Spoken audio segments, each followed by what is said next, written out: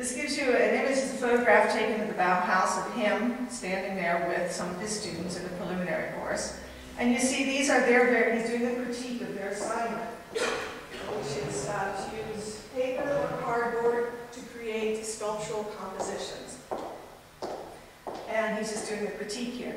This, in fact, is what Albers was best known for. He was best known for it as a teacher. Teacher teaching these basics about form, structure, material, space, design, color, texture. And it was on the basis of that that he was sought out by an American utopian school. Before I move on to that, these are some more studies done by his students at the Bauhaus. So you have ones being made in construction paper, some kind of very shiny metal, I don't know if it's chrome or what. Paper, but also the newest in transparent plastics. Remember back in the 20s, plastics were new. Shiny metals, I could point out any number of sculptures that look like that were made 20 years later in Europe and America. But here, a student in 1929 has already got it down. Anyway, when the Bauhaus closed in 1933 after the rise of the Nazi regime, Albers and his wife Annie needed a job. Annie had been a student and then an assistant to the master of weaving at the Bauhaus. Annie was Jewish. Joseph was not. They did the smart thing and they left. So they came and they had to come with some kind of sponsorship. Unfortunately, it was his reputation as this innovative, indeed radical teacher that gave him instant employment. Welcoming to the United States, they arrived in New York on Thanksgiving in 1933, and within a few months he was hired as the head of the art department, Department of Art and Design. It had various titles and no titles.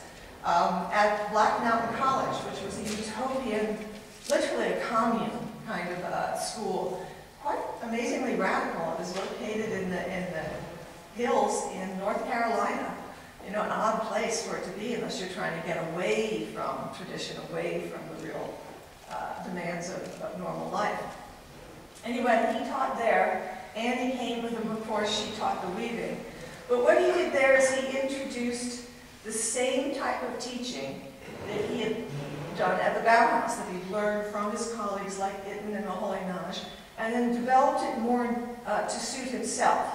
He worked over a number of years to adapt the Bauhausian curriculum to suit the Black Mountain College setting. That is, many of the students who came there did not have prior art training, but some of them did.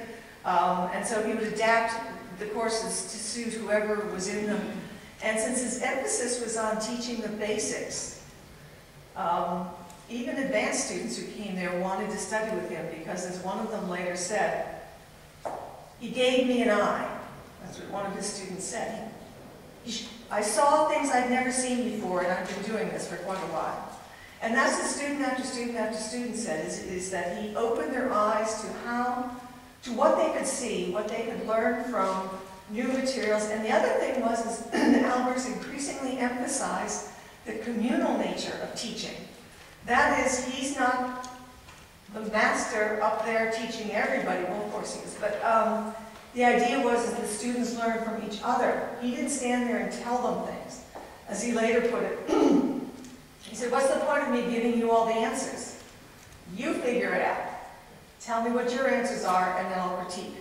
And that's pretty much his approach, and that's one of the reasons why he was so beloved as a teacher. Even though as a human being, it could appear very rigid and withdrawn and cold. When he was teaching, he came alive. He was very open and encouraging and energetic.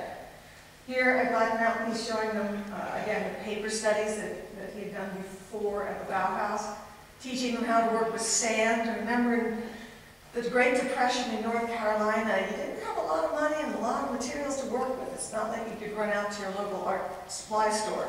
So they used whatever was at hand.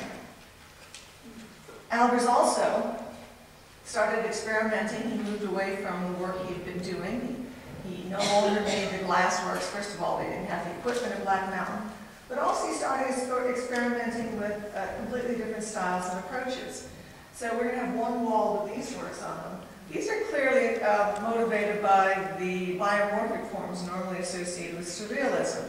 Remember that surrealism emerged in Paris in the mid-20s, became an international movement by 1932, was the dominant movement in 1934 to 36. And although it wasn't particularly that strong in the US, there was enough to be seen.